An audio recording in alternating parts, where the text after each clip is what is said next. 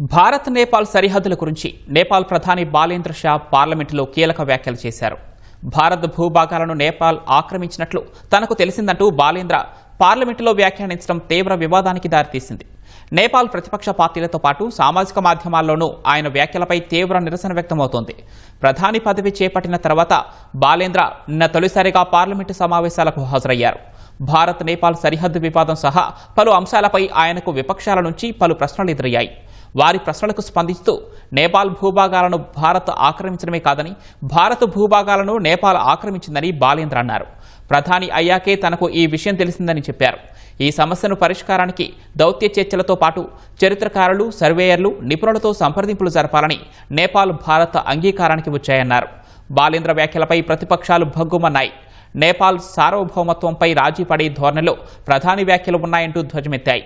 వివాదం ముదరడంతో రంగంలోకి దిగిన నేపాల్ విదేశాంగ శాఖ బాలేంద్ర వ్యాఖ్యలపై వివరణ ఇచ్చింది. సరిహద్దును దాటి ఇరువైపులా ఏర్పడిన నివాస ప్రాంతాలు, కొన్ని నిర్మానుష్య ప్రాంతాల్లో ఆక్రమణ గురించే ప్రధాని వ్యాఖ్యానించారు తప్ప ప్రాదేశిక హక్కులతో ఆ వ్యాఖ్యలకు సంబంధం లేదని ఓ ప్రకటనలో పేర్కొంది.